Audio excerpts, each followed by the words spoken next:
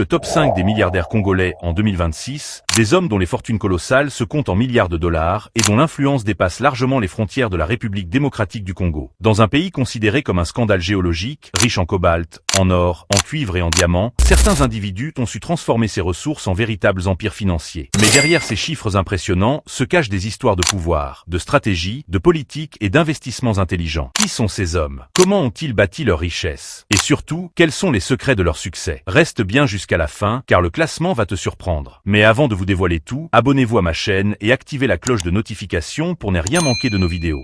C'est fait? Alors, commençons. Numéro 5. Albert Yuma Moulimbi.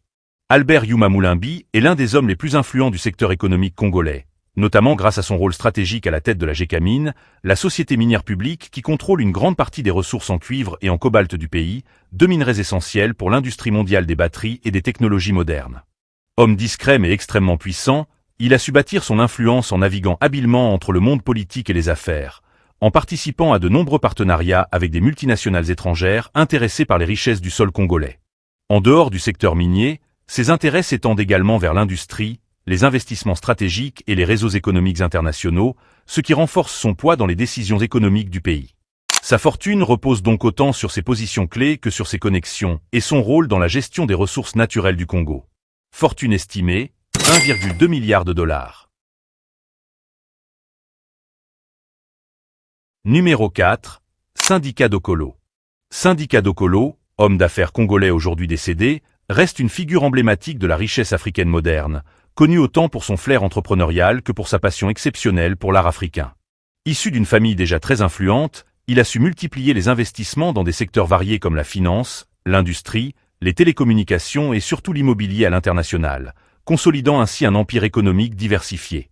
Mais ce qui l'a réellement distingué, c'est sa collection d'art estimée à plusieurs milliers d'œuvres, faisant de lui l'un des plus grands collectionneurs d'art africain au monde, avec une ambition claire: restituer et valoriser le patrimoine culturel africain. Son réseau de relations, notamment en Europe et en Afrique, lui a permis d'accéder à des opportunités uniques, renforçant encore davantage sa richesse et son influence. Malgré les controverses et les débats autour de certaines de ses activités, il reste une référence lorsqu'on parle de fortune congolaise.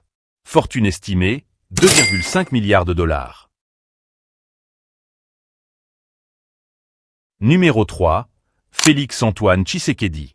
Félix-Antoine Tshisekedi, président actuel de la République démocratique du Congo, est aujourd'hui l'un des hommes les plus puissants du pays, occupant une position stratégique au sommet de l'État dans un contexte où politique et économie sont étroitement liés. Fils de l'opposant historique Étienne Tshisekedi, il a hérité d'un capital politique important qu'il a su transformer en pouvoir réel en accédant à la présidence en 2019. Dans un pays où les ressources naturelles représentent une richesse colossale, le rôle du président dépasse largement la simple gestion politique, influençant directement les décisions économiques, les contrats miniers et les relations avec les grandes puissances étrangères. Son influence s'étend donc à plusieurs secteurs clés, notamment les mines, les infrastructures et les investissements internationaux, ce qui alimente les spéculations autour de son patrimoine réel. Entre pouvoir, stratégie et alliance, il incarne aujourd'hui une figure centrale du système congolais. Fortune estimée, 25 milliards de dollars. Numéro 2. Moïse Katumbi. Moïse Katumbi est l'un des hommes d'affaires les plus connus et les plus influents de la RDC, ayant construit sa fortune principalement dans le secteur minier, en particulier dans l'exploitation du cuivre et du cobalt dans la région du Katanga, une zone extrêmement riche en ressources naturelles. Ancien gouverneur de cette province stratégique, il a su utiliser son expertise et sa connaissance du terrain pour développer un véritable empire économique, en diversifiant ses activités dans la logistique, le transport, l'immobilier et même le sport, qui lui a permis d'accroître sa popularité et son image à l'international. Homme charismatique et stratège, il navigue entre business et politique avec une grande habileté, ce qui fait de lui un acteur incontournable du paysage congolais. Son influence dépasse largement les frontières du pays, renforçant ainsi la solidité de ses investissements et de sa fortune.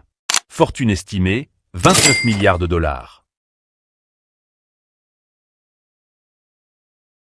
Numéro 1. Joseph Kabila. Joseph Kabila, ancien président de la République démocratique du Congo, est souvent considéré comme l'un des hommes les plus puissants et les plus influents de l'histoire récente du pays, ayant dirigé la RDC pendant près de 2 décennies. Durant son long règne, il a consolidé un réseau extrêmement vaste mêlant pouvoir politique, intérêts économiques et alliances stratégiques, notamment dans les secteurs clés comme les mines, l'énergie et l'immobilier. Dans un pays où les ressources naturelles représentent une richesse immense, le contrôle du pouvoir a permis de structurer un système d'influence qui s'étend bien au-delà de la présidence elle-même, touchant de nombreux domaines économiques. Même après avoir quitté le pouvoir, son influence reste importante, avec des intérêts présumés dans plusieurs entreprises et projets à grande échelle. Sa fortune, souvent sujet à débat, reflète à la fois son parcours politique et son rôle central dans l'économie congolaise. Fortune estimée, 32 milliards de dollars.